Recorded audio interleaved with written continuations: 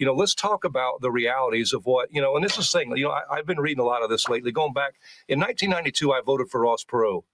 You know why I voted for Ross Perot? For one reason, because he was the only candidate that talked about how devastating NAFTA would be to American jobs and to our manufacturing base. And he talked about that giant sucking sound. I've read this book here in the last week, save your jobs, save our country, why NAFTA must be stopped now. You know what's interesting? Since then, Ross Perot's become a prophet. Since NAFTA was inception in 1993, we've lost 90,000 manufacturing facilities in this country, millions of jobs. And these weren't, low-end jobs. These were jobs that paid decent wages, had good benefits, retirement security. I agree with you. They built communities. But here's my thing. But here's the NAFTA deal. was 30 years ago. The situation that we are dealing with right now, and I agree with you. I'm on the side of the folks that said this did the American workers wrong. Absolutely. But right now, we are dealing with a situation where these are blanket tariffs. We are dealing with a situation where manufacturing is not going to come back in 2 weeks. So I am really struggling to understand how UAW has aligned itself with Trump on this. Well, and I think more specifically, Mr. Fain, just real quick on that point, how do tariffs create jobs? So first off, NAFTA is still causing us to lose jobs in this country. That's true. Our broken trade system is still causing us to lose jobs in this country. And no one from either party has been willing to even address the issue for 30 plus years. That's the first thing. And we support tariffs as a tool in the toolbox, not the end-all, be-all. We got to fix the broken trade system. But tariffs are a motivator to make these companies do the right thing. What's up, y'all? Gerald here, creator of Gospel Chops and your host for this YouTube channel, back with another video. Now, if y'all have been paying attention over the last couple of days, you see that the trade implications from Donald Trump's tariffs are ramping up, are causing waves throughout the globe. Namely for China, because Donald Trump said, hey, I will give everybody a reprieve. We will lower everything down to 10%. Now, we ain't going to make it zero. We're going to allow y'all to come in and negotiate individual deals with individual countries. But that China over there, China been doing us wrong. China been taking advantage of us.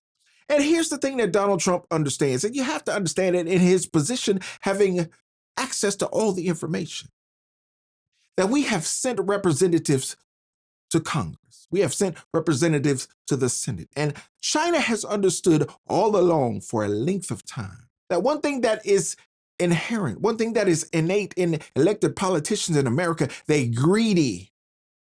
They're selfish. And all we got to do as China is sit back and pay them off.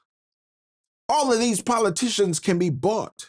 All these people you elected that you thought were honest, that sold you a bill of goods on the election trail. Nah. Those campaigns were bogus. They get to Washington and they fall right into line with the swamp. And China says, we're here for it. What is your price? We'll pay it. We'll buy you off to sell out your country, to sell out the electorate, to sell out the citizenry of America. So here we are, with a situation where we got Donald Trump back in the White House. He's saying, look, I understand what this situation is. I understand China is our number one adversary, not only militarily, but economically. So let's get to business here, because China depends on the American economy for their survival. And we know, despite everything that's being said in the media, despite all these left-wing liberals that are in the media trying to prop up China as a country, as an economic powerhouse, we understand that China is dependent on the American economy. Because the way your elected officials set it up, China can sell all that cheap garbage over here, but we don't sell any American products over there. That's where we come into a economic rub with the current president. He's saying, no, this ain't fair. This ain't right. It ain't been right for a long time. We're going to take steps to make it right. Yeah, it's going to be uncomfortable. Might seem a little different, a little shaky, a little rocky to some of y'all who have become comfortable with the status quo, but we understand those who have been paying attention and watching this thing, we understand that China has been eating our lunch for decades, y'all. For the past 30 years, China has been eating America's lunch, and you know who allowed them to do it? Your elected officials, your presidents, your congressmen, your senators, your governors. They have all allowed China to infiltrate the American economy on every level. Y'all, they buying real estate next to American military bases. They are in charge of pharmaceuticals that are sent into this country. Can you imagine what would occur if they tainted them? Those pharmaceuticals, they already sending fentanyl into this country, flooding Americans because they know we ain't got to fire a shot. Just send a bunch of drugs, toxic drugs into that country, and they'll take them willingly. We ain't got to kill them. They'll kill themselves. That's what we're dealing with in this economic situation. But thankfully, we got a president who's on point, who's aware, who is willing to say, hey, no more China. We're going to ostracize you. We're going to put you out there on your own and let you flap around. And if we got to cut off American income to your economy, well, we'll see what happens. Let's just play a game of chicken, China. See what goes on with it. China says, hey, okay, well, we'll go around the world. President Xi is on tour right now. He went down to Vietnam and said, hey, Vietnam, stop throwing your money behind the American economy. Get with us, China. Y'all, we are in World War III right now. Ain't a bullet been fired. But we are in the midst of war. It is just taking a shape that many military operatives thought that it would not. It ain't a military war. It's an economic war. And these are just the beginnings of it. We're about to see whether America is ready for war or not.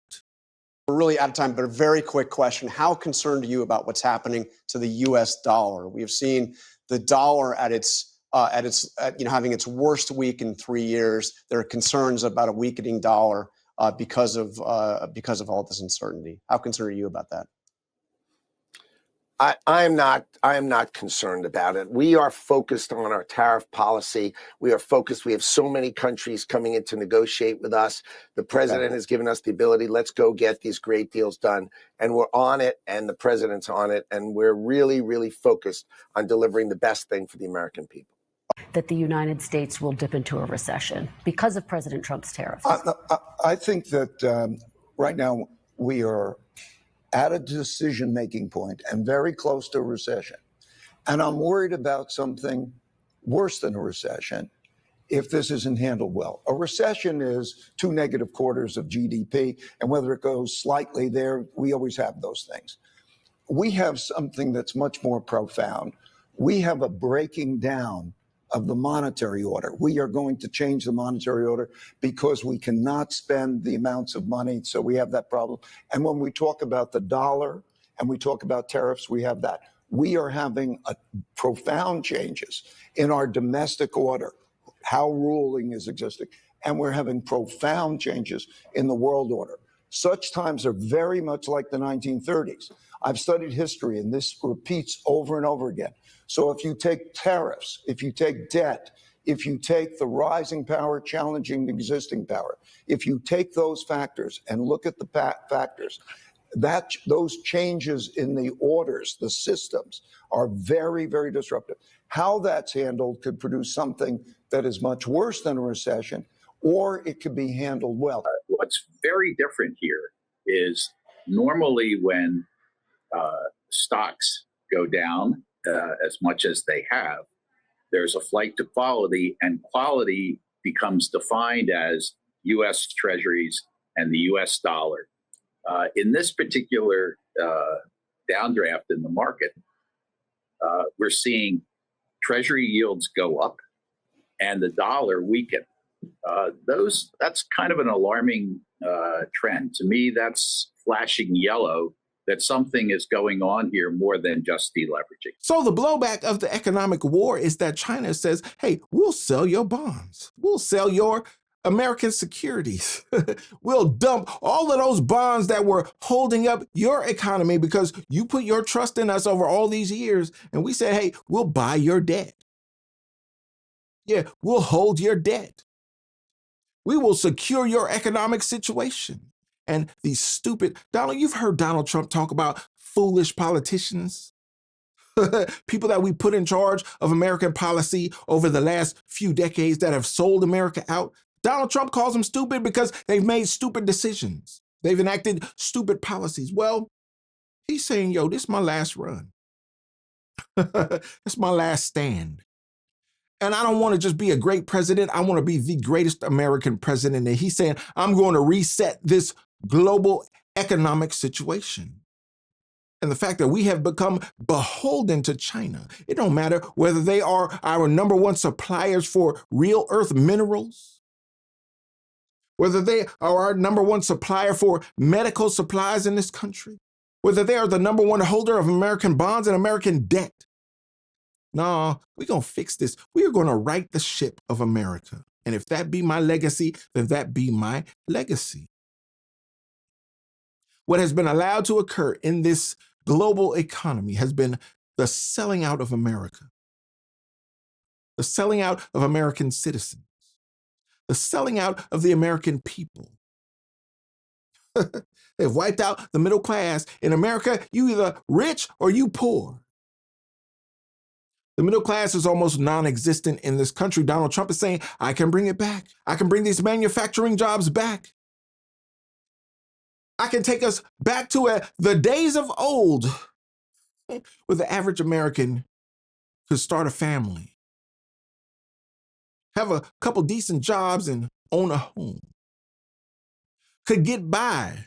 Right now, everybody's struggling to survive. People living paycheck to paycheck, people living off of credit cards. It's a bad situation in America while China is thriving off the detriment of America. This man saying no longer. The game has changed. So listen, y'all. If you ain't ready for war, you ain't been listening to people like me, because I've been telling y'all for years to get ready. Well, the day has come. And economic warfare is here. There may be some tumultuous times ahead, but I hope you have faith, because that's what we teach on this channel. I hope you understand what is going on here and cling to your faith and hold on to your job and your income, because things are about to get rough in this country. A business owner running an automotive parts processing factory in Guangdong expresses helplessness in a video.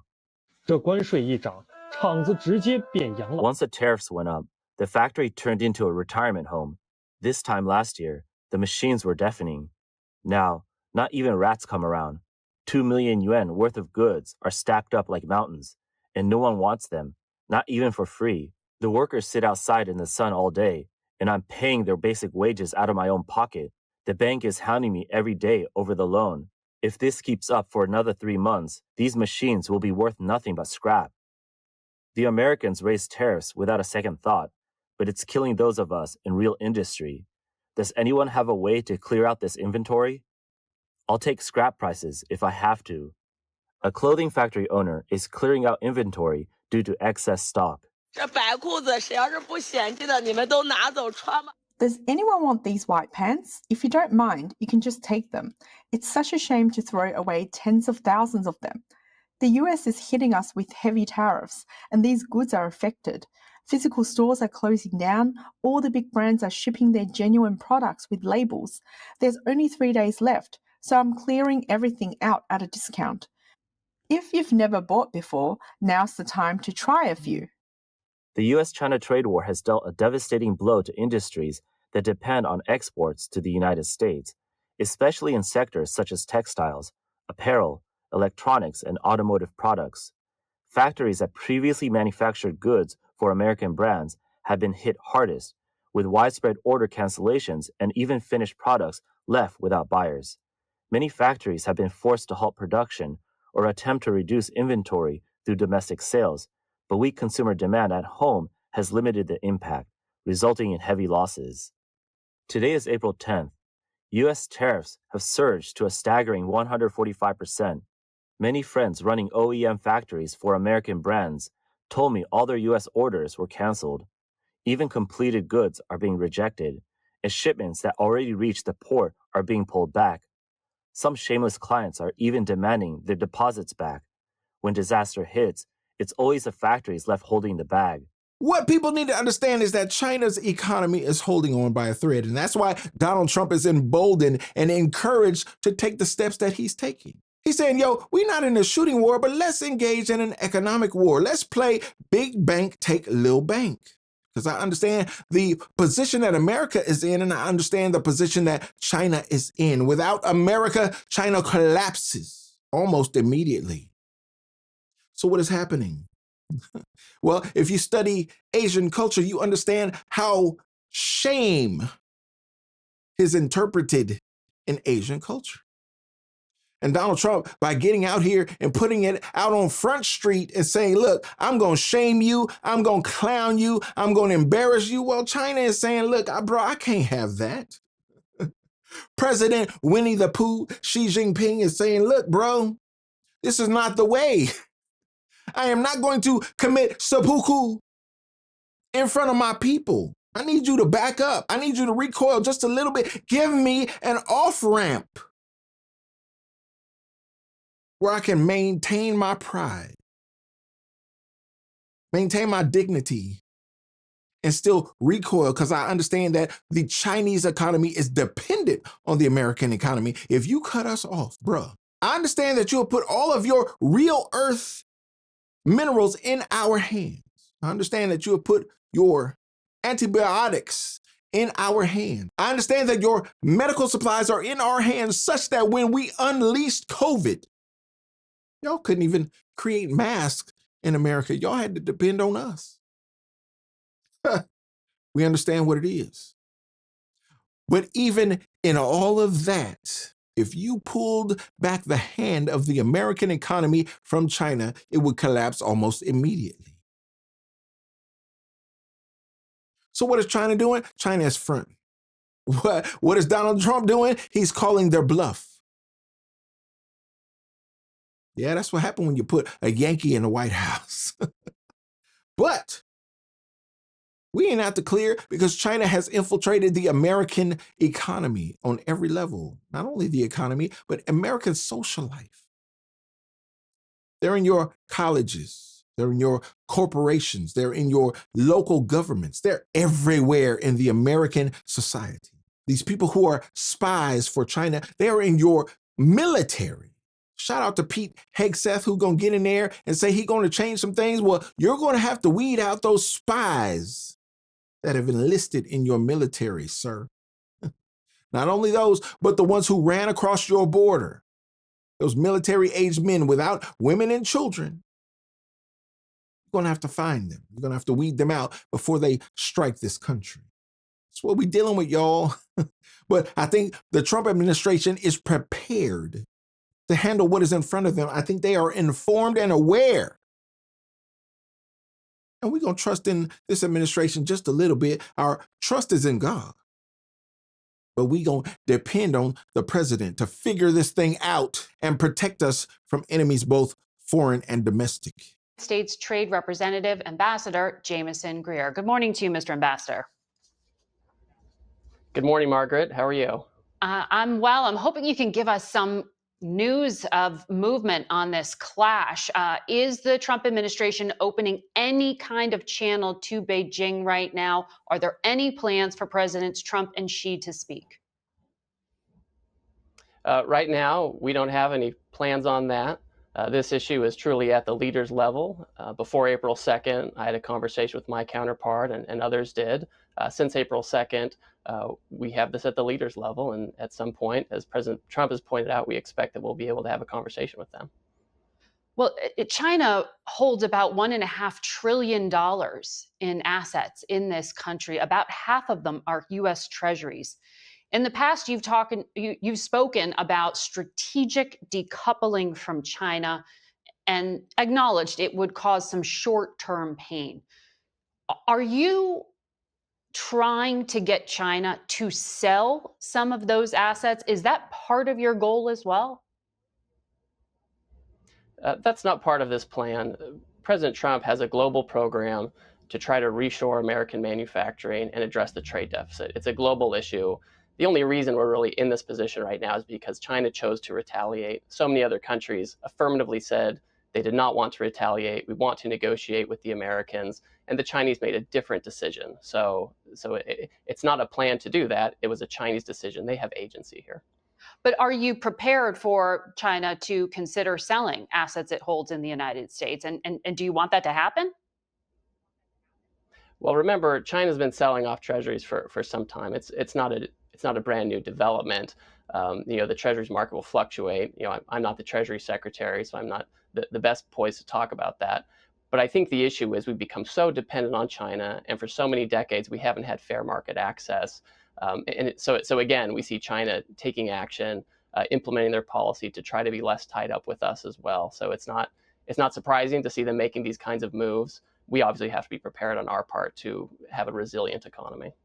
So last Friday, late in the day, the administration published some exceptions to the tariffs on countries, including China, with smartphones, computers, electronics, and machines that make semiconductor computer chips.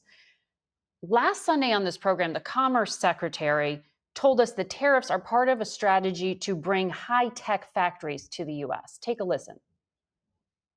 The army of millions and millions of human beings screwing in little screws to make iPhones, that kind of thing is going to come to America. It's going to be automated, and great Americans, the trade craft of America, is going to fix them, is going to work on them. Our high school educated Americans, the core to our workforce, is going to have the greatest resurgence of jobs in the history of America to work on these high-tech factories. But now those high-tech items are given these exceptions. So is the goal still to move electronics manufacturing to the United States? We certainly need to have semiconductors and the downstream electronics supply chain move to the United States.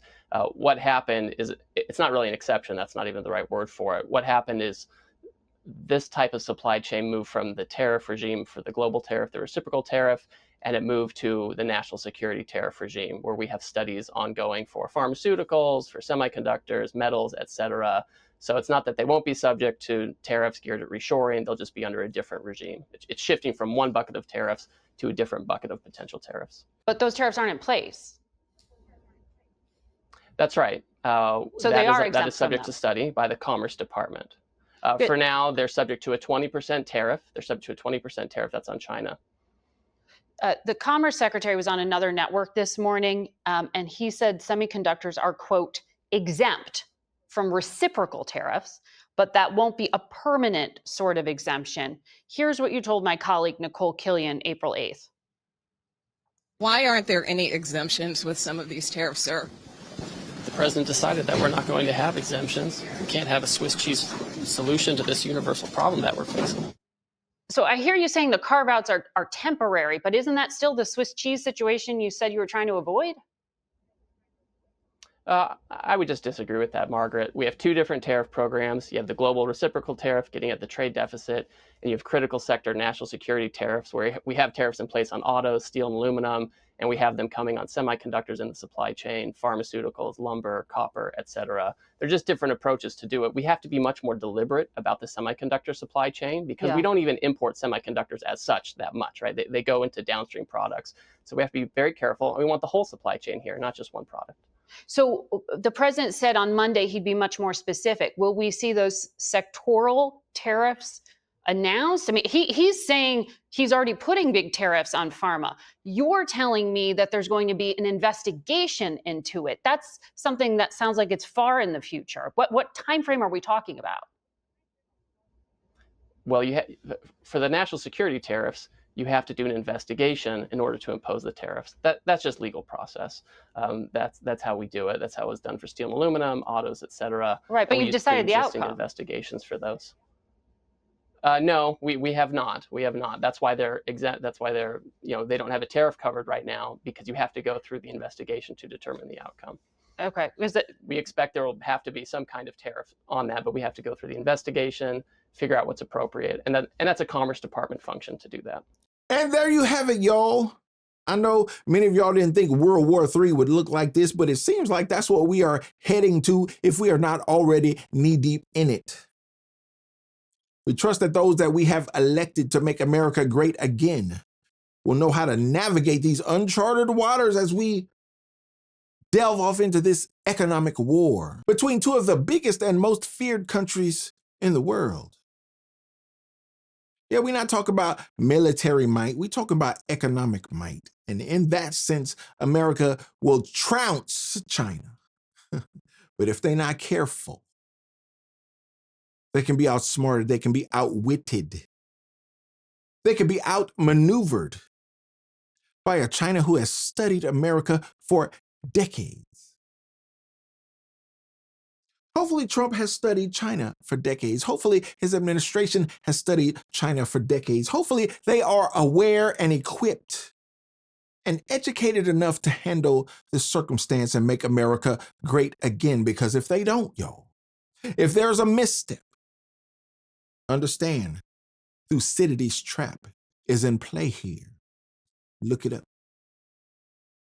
We don't want America to fall to a lesser nation who is on the rise just because they have been under the radar, fooling our politicians, paying off our politicians, and infiltrating American society over the last 3 decades.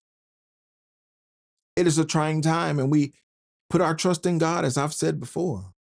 But we got to have a little faith in this administration that they will lead us out of this situation that former politicians have led us into by their ineptitude over the last few decades. Y'all let me know what you think about this and this economic war we find ourselves in, because it is nothing less than that. I'd love to know your thoughts. Please leave them in the comments, and don't forget to like the video, subscribe to the channel, and share the video so we can get more people involved in the conversation, y'all. And meet me over in the Patreon, where we can continue the conversation and interact in ways that we cannot hear. We can talk back and forth. We can have a further exchange of ideas over there in ways that we can't hear. And like I always say, always remember and never forget, without the gospel, it's just chops. Until next time, peace.